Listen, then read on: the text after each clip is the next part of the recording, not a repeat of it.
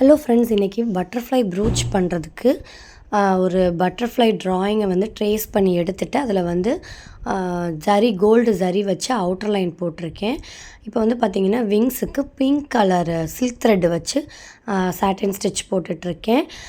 So sari பார்த்திங்கன்னா வந்து pink with ஒரு மாதிரி ஒரு க்ரீன் ஷேடில் வந்து இருந்தது. ஸோ அந்த க்ரீன் வந்து அவ்வளோ நல்லா தெரியலை அந்த அளவுக்கு.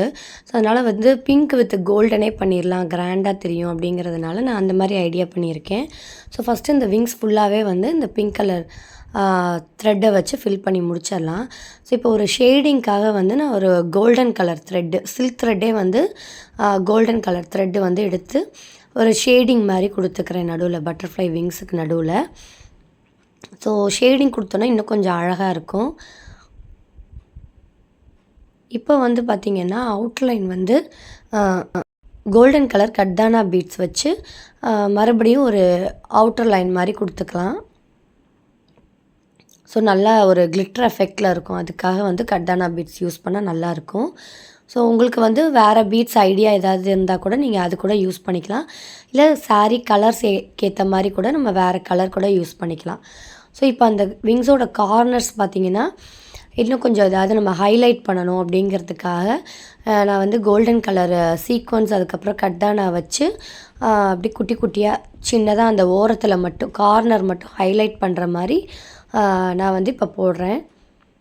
ஸோ இது எல்லாமே வந்து நம்மளோட க்ரியேட்டிவிட்டி தான். நமக்கு எந்த மாதிரி ஃபில்லிங் பண்ணணுமோ ஐடியா இருக்கோ அந்த மாதிரி வந்து நம்ம ஃபில்லிங் பண்ணிக்கலாம்.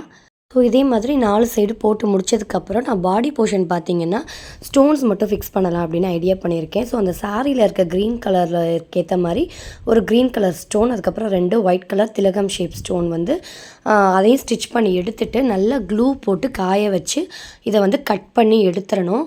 எடுத்ததுக்கப்புறமா இதுக்கு அந்த மேலே அந்த கொம்பு இருக்கும்ல, அதுக்கு வந்து நான் என்ன பண்ணியிருக்கேன் அப்படின்னா அந்த ஒயர் இருக்கும், அந்த ஒயரை வச்சுட்டு மேலே அந்த கொம்பு மாதிரி பண்ணியிருக்கேன்.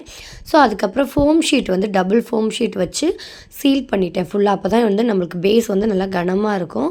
ஸோ இதுக்கப்புறம் பார்த்திங்கன்னா அந்த சாரீ ப்ரூச்சுக்கான பின் இருக்கும், அதை வந்து நம்ம எடுத்து க்ளூ போடலாம். அப்படி இல்லைன்னா அதையும் ஸ்டிச் பண்ணிவிட்டு நல்லா ஃபிக்ஸ் பண்ணிட்டோம் அப்படின்னா நம்ம சாரியில் வந்து பின் பண்ணுறதுக்கு ரொம்ப வசதியாக இருக்கும். இதே வந்து நம்ம சாரீ ப்ரூச் பின்னுக்கு பதில் இதை டேரெக்டாக நம்ம ப்ளவுஸில் கூட ஸ்டிச் பண்ணலாம். அப்படி இல்லைனா கொண்ட ஊசி அட்டாச் பண்ணோன்னா சென்டர் கிளிப்பாக கூட யூஸ் பண்ணலாம். நம்மளோட க்ரியேட்டிவிட்டி தான். ஸோ இந்த வீடியோ உங்களுக்கு பிடிச்சிருக்குன்னு நினைக்கிறேன். தேங்க்ஸ் ஃபார் வாட்சிங். பாய்.